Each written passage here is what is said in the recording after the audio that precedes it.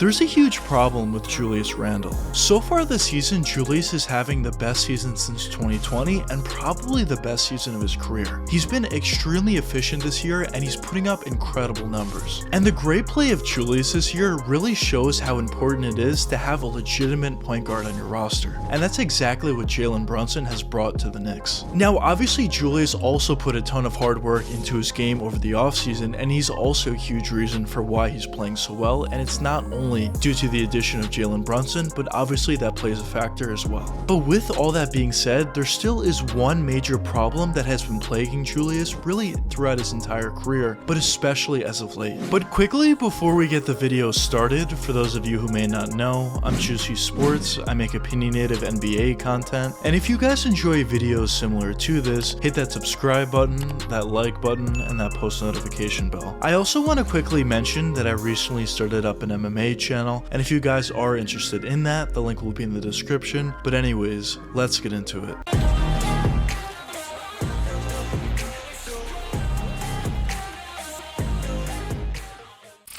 Julius's career with the New York Knicks has been a very up and down one. One year he plays poorly, the next year he plays great, and that cycle just goes on and on. In his first initial season with the Knicks, things started out poorly. Although his numbers look pretty good, averaging 19.5 points per game on 46% shooting from the field, 9.7 boards on 3.1 assists, it was pretty apparent that when you watched him out there in the court, he just wasn't playing all that well. He wasn't all that efficient, he was taking poor shots, but especially once it came down to clutch time, Julius would consistently make mistakes. Whether that meant taking bad shots or turning the ball over, Julius just wasn't able to make the right decisions in clutch time. And due to that, many Knicks fans turned on Julius and thought the team needed to move on from him. But luckily for those fans, the Knicks decided not to move on from Julius after that first season, and in his second year with the Knicks, he ended up having the best year of his career. That season, he averaged 24 points per game on 45% shooting from the field, 10 rebounds on 6 assists. And the difference between that season and the year prior was Julius was not only putting up great numbers, but he was actually looking very good out there in the court as well. And the major difference was Julius was facilitating very well out there, so the opposing defenses really needed to focus on everybody out there in the court because they knew Julius would find the open man for easy shots. But also besides that, Julius became very efficient, particularly with that mid-range jump shot, and that really opened up a lot of different things for him offensively. He was becoming much more efficient from that three-point range and really offensively in general, and overall he was just looking great, and even those issues he had in clutch time weren't necessarily coming up as much anymore. Julius was now making the right reads in clutch time, and overall from top to bottom he was just a completely different player. And the great play of Julius wasn't only seen individually, but he was playing so well as a team player that he actually took the New York Knicks to the playoffs for the first time since 2013. And not only did the Knicks make the playoffs, they were actually the 4th seed in the East, showing how much Julius improved from year 1 to year 2 with the Knicks. And even though the Knicks didn't have all that much success in the playoffs, only winning 1 game against the Atlanta Hawks, Knicks fans were still very excited about what Julius Randle showed that year. And due to that, the New York Knicks decided to give him a long-term contract, and many fans were very excited about that to see what Julius can do going forward long-term. But unfortunately, the season following that, Julius once again had a poor season. And he basically had the same season that he did in 2019. Although he was putting up some pretty good numbers, when you watched him out there on the court, he was dealing with a lot of the same issues that he dealt with in 2019, like poor efficiency, like poor play in the clutch, and overall Knicks fans were getting frustrated with him. And after a poor start early on, the Knicks fans decided to turn on him and started to boo him at games, and after that, Julius's mindset just completely spiraled out of control. At that point, he was letting the boos get to him, and he was playing even worse than he was at the beginning of the year as his season did progress. There were certain games that Julius was playing so poorly that Tom Thibodeau actually had to pull him from the game. There were certain times where he wasn't playing in clutch time, and overall the Knicks just weren't playing well at all, and it was just a complete mess that year. Now fast forwarding to this season, Julius is once again having a better season and probably the best season of his career. Now as I mentioned before, the addition of Jalen Brunson certainly has a lot to do with that, but of course the hard work that Julius has put into himself has also paid dividends. But at this point, some of you may be asking, what's the major issue issue with Julius Randle. Although he has been pretty inconsistent, at this point he is playing very well, and it looks like it's a little more sustainable this time